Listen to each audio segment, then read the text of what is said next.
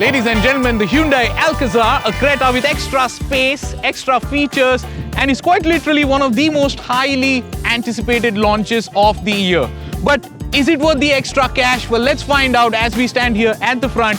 Usually with extra offering, the packaging gets enticing, and that it is, as the grille's made out to look larger. The Hyundai logo that you see here is in chrome, but if you see the grille, that's black chrome, and that kind of a trend is catching on.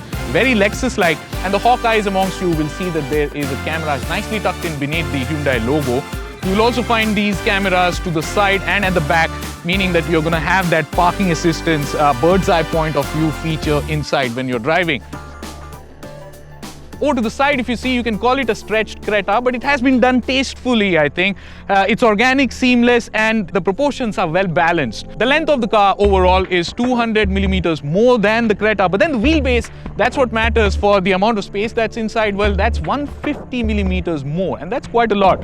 Ground clearance doesn't look like a whole lot because of the length of the car, but it is up by 10 millimeters, and the car itself is taller by 40 millimeters. At the back, you see Alcazar written. This is what we Indians have come to love, and you've got it, not too big, not too small. It's written in chrome, by the way, and the background is dark chrome again. So the strip extending from the left LED tail lamp all the way to the right tail lamp is dark chrome strip. By the way, you get LED tail lamps even on the base variants.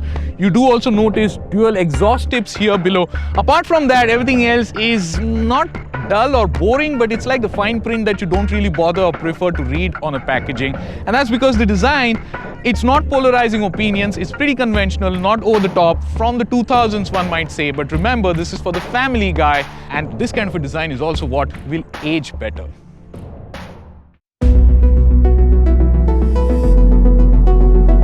Dark chrome even on the door handles. It's time to open the package, and when you open the package, you're welcomed by a new flavor of chocolate interiors than what you were used to in the Creta.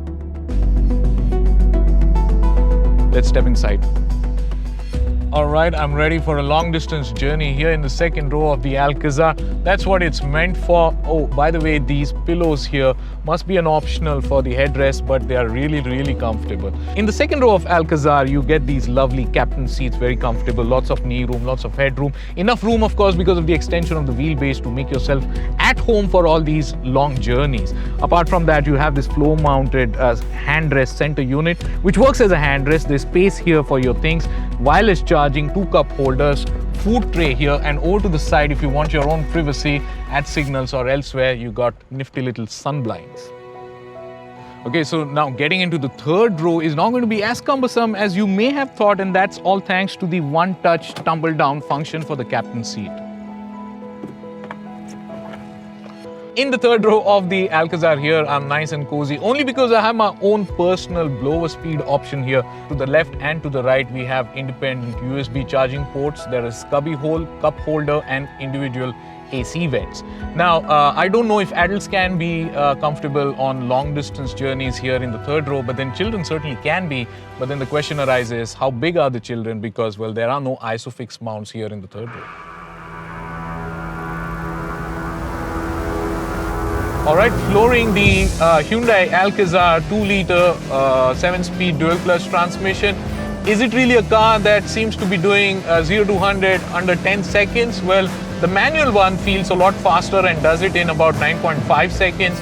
The automatic one here is collecting speeds at a brisk rate, and so certainly it's not a slow car, not underpowered at all for the size and the extra 80 kilos over the Creta. So this is one of the few cars that is currently available in the market that will come with all options. There will be a petrol drivetrain, a diesel drivetrain.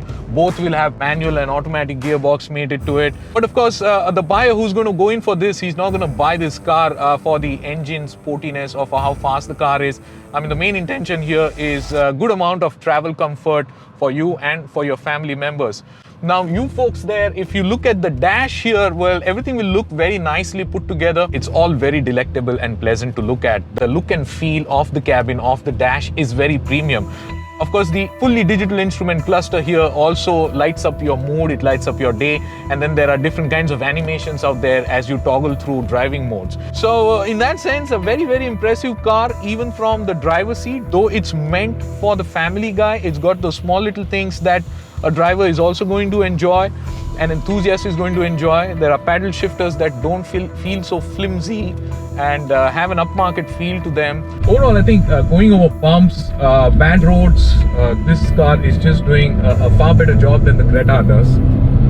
And suspension wise too, I think the damping on this car is way more sorted than what it is on the Creta, and certainly way more sorted than what it is on the Seltos.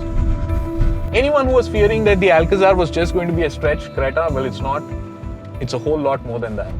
All right, let's sum up then. The Hyundai Alcazar here, it competes against the Tata Safari and Hector Plus, and we'll be doing a comprehensive comparison test very soon. But very soon, there's also going to be a Mahindra XUV 700. For today, the Alcazar's biggest trump card or strength is all the superpower that brand Hyundai brings to the table in terms of reliability, strong network, good after-sales support, etc. So for someone who does not want an MPV body shape, if you know what I mean, for someone who wants an SUV and wants to occasionally use the third row seating space, I think this here, the Hyundai Alcazar, is a great choice.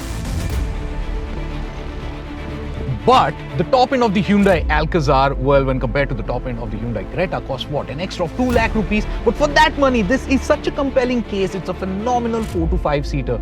I'm just not so sure about it being a great 6 to 7 seater. Right, are we done telling everybody what they need to know about the Hyundai Alcazar? Well, in that case, since I'm now in the driver's seat, we'll bring you a lot more extra every time we bring you anything on 4 wheels.